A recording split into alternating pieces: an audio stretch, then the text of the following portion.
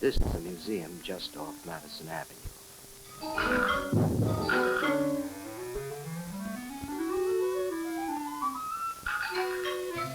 Working here are 3 archaeologists.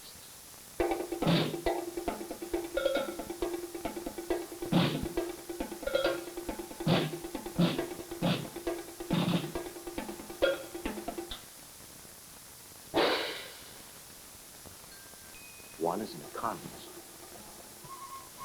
One a communications expert. And the third is a sociologist. They are about to go on a new expedition.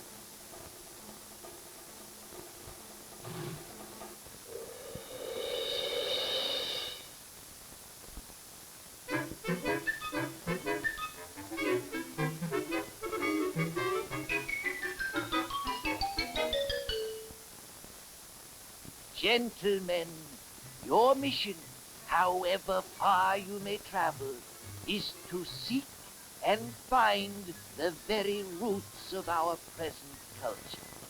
Go now and dig true.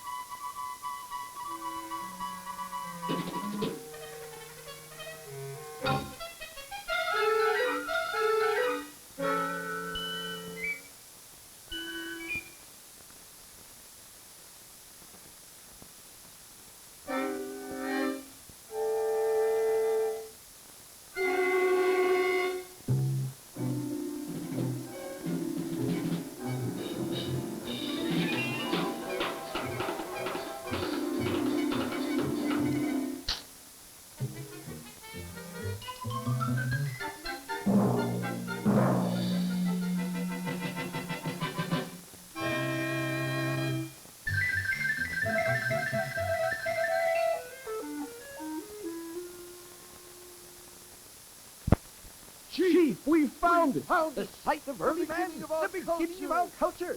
We were there! Gentlemen, quiet, please. Chief, speaking as a sociologist, from the human point of view, here's the way I see it. It all began in the Bronze Age, when primitive man, who had been off to the wars, returned to his homeland to find he had a great deal to catch up on. There was plenty of work, plenty of mates,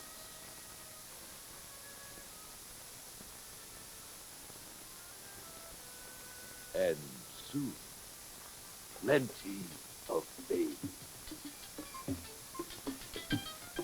But life at the tribal center was hectic, and shelter was difficult to find.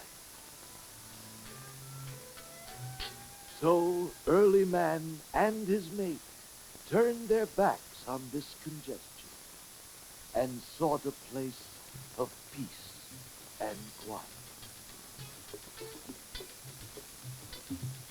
At first, there was none.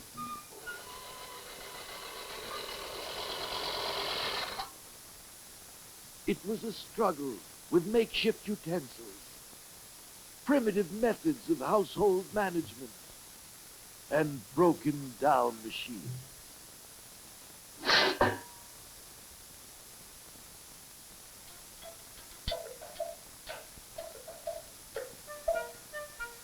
The result was that soon a lot of people were spending days building a peacetime economy and nights with new families in new homes.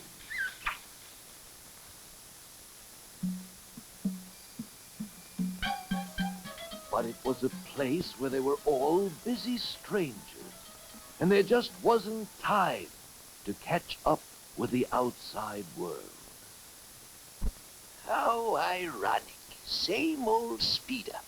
Wrong, Chief.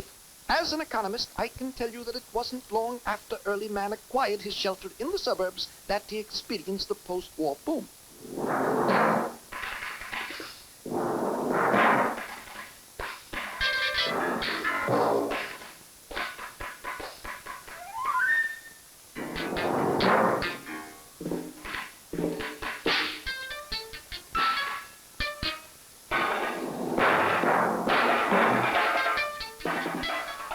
All this created a lot more leisure time. But early man was still tied down at home. Why, we'd love to. When the baby's a little older. Early man still had the feeling the world was leaving him behind.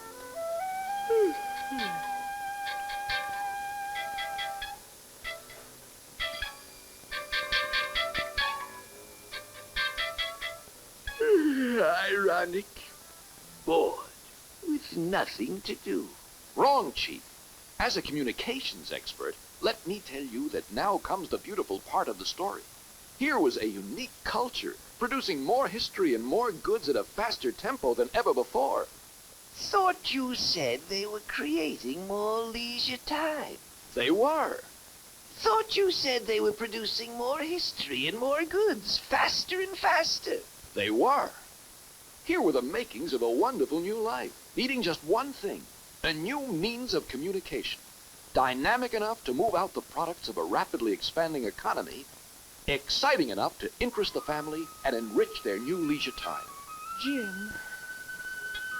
And along came an invention that was exactly right for its time. At first, it didn't seem to amount to much. It won't go. Too expensive for the average guy and not enough to look at. But the early broadcasters made it go. They transformed television from the possible to the indispensable. By creating better programs and more of them, television networks encouraged some people to build stations and others to buy sets. And before long, the pioneer advertisers were attracted by the growing audience. Then things began happening fast. For when the television set went on, it brought not only sound, not only a picture, but sound, sight, and motion all in one. It was a device made to order for this unique culture. A turn of the dial brought the world right into the home.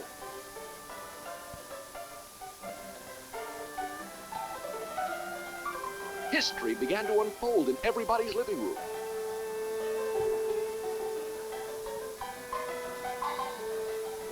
It was like being right there when it happened. It had impact.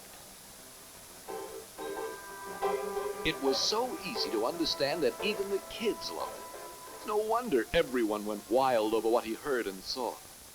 No wonder television caught on everywhere overnight. At last, these people could keep in step with their times. Yes, and when that screen moved and spoke, people listened. What it said seemed important. It was an oracle. And because people believed what they heard and saw, it became an ideal medium for delivering not only ideas, but goods. From cars, to cameras, to labor-saving products of all kinds. This became the age of self-service. 9/10 of all food store sales were made in self-service markets. People were learning what to buy from their sets and going straight to the store shelves to get it, saving everyone time and money. This made even the supermarket a labor-saving device. which created still more leisure time, which people spent watching more television. A beautiful spiral, which brought us from the Bronze Age to a new civilization in 10 years. The American people have more money and more leisure to spend than ever before. And as American business produces more goods, television produces the customers to buy them. As this spiral continues, television becomes more and more important in expanding our economy and enriching our lives.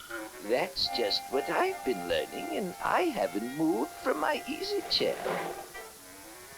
Never was an invention so right for its time as television is for ours. Look here. Across the nation, television is now in 8 homes out of 10. In cities and suburbs, 9 out of 10. 3 million homes now have a second television set. Today, the 49th most popular show plays to a weekly audience of 20 million people. People spend more time with television than with magazines, newspapers, and radio combined. And television keeps growing. It gains 25,000 new viewers every day. Television does a complete advertising job, pre-selling goods to today's self-service shopper. Self-service dealers say, television is the most effective of all national media. It's the first choice of dealers in 68% of all self-service hardware stores, 75% of self-service variety stores, 78% of self-service food stores, 89% of all self-service drug stores. Automobile dealers also favor television. When they were asked how they would divide $1 million of national advertising funds among major media, new car dealers allotted more money to television than to any other medium. National advertisers agree with retailers. They allot more of their national advertising budget to television than to any other medium. And they spend more of these funds with CBS television than with anyone else, because their customers spend more time watching CBS television than any other network. These facts may astonish you, gentlemen, but television serves our economy so well and is growing so fast that in a few years, even this report will be ancient history. In fact, by 1965... We can stop digging. We found primitive man.